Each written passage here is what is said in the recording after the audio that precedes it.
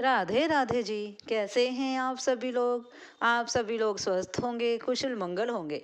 आप सभी के स्वास्थ्य और कुशल मंगल की कामना मैं ईश्वर से करती हूँ कि आप सभी लोग स्वस्थ रहें और कुशल मंगल रहें। आज हम बात करते हैं पाप और पुण्य के बारे में कि पुण्य का फल किस प्रकार से हमें मिलता है और पाप का फल किस प्रकार से मिलता है।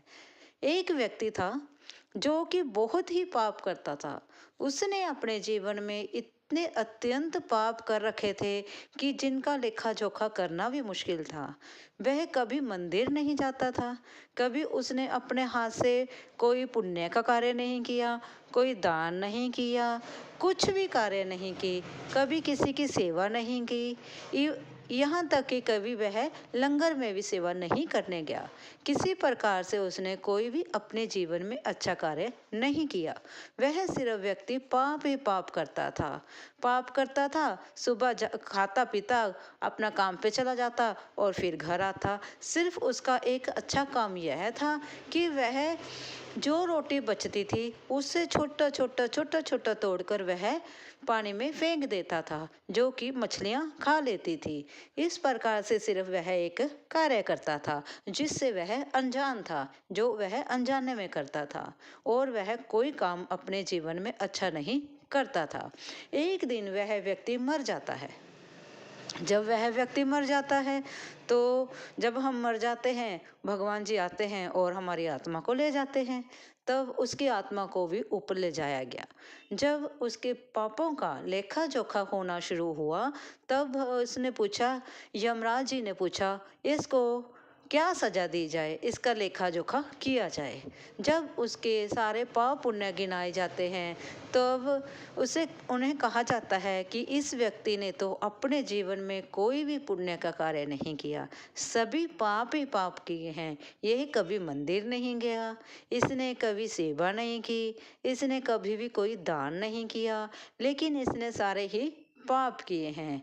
यह सभी से बुरा बोला है और पता नहीं नाना प्रकार के उसने काम किए हैं। इतना कहते हुए अचानक ही उसकी निगाह जो लेखा जोखा कर रहे होते हैं उनकी निगाह उस पर पड़ती है जब वह एक रोटी अपनी बची हुई मछलियों को डालता है। फिर वह कहता है, नहीं, इसने एक कार्य ऐसा किया है जो अपनी बची हुई एक रोटी के छोटे छोटे टुकड़े कर कर मछलियों को डाल देते थे और वह जो मछलियां हैं उस रोटी को खा लेती थी, जिससे वह मछलियां अच्छे से इसे आशीर्वाद देती और जीवित रहती थी। और मछलियों को वह रोटी डालने के कारण यह पुण्य का भागीदार हुआ। क्यों? क्योंकि जो विष्णु जी हैं उन्होंने मत्स्य अवतार लिया था। मत्स्य मत्स्य अवतार लिया था और वह मत्स्य अवतार होने के कारण उसने उन मच्छियों को जब रोटी डाली तो उसके हाथों से वह अनजाने में ही सही पुण्य का कार्य हुआ और उस एक पुण्य के कार्य से ही उसे स्वर्ग लोक की भगवान विष्णु जी के चरणों में जगह मिल गई।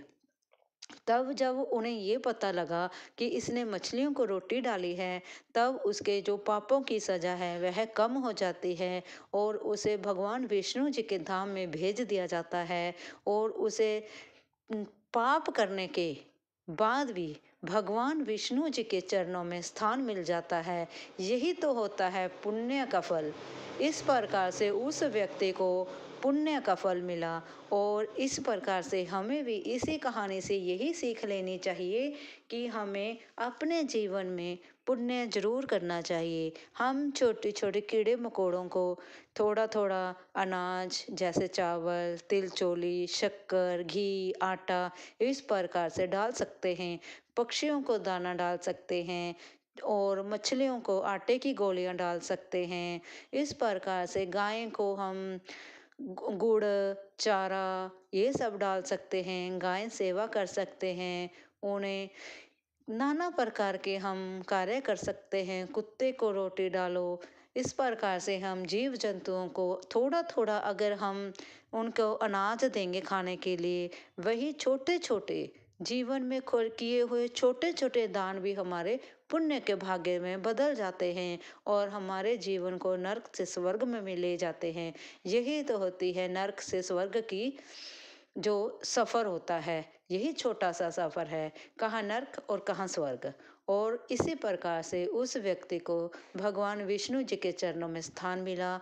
आप भी कोशिश करें, मैं भी कोशिश करूँगी कि अपने जीवन में कोई पाप ना करते हुए छोटे छोटा ही सही, छोटा छोटा दान करें, चाहे जितना हो सके उतना करें। कोई यह जरूरी नहीं है कि आप अपने कमाई से बढ़कर करें, जितना हो सके उतना सा करो, चाहे बिल्कुल तुच्छ करो, लेकिन करो जरूर, कोशिश करो। अगर आज हम कोशिश करेंगे तो धीरे धीरे ये हमारी आदत बन जाएगी। अगर आपको यह मेरी वीडियो अच्छी लगी हो, प्लीज़ लाइक और सब्सक्राइब करें और प्रेम से बोले जय श्री राधे, जय श्री राधे, राधे राधे जी।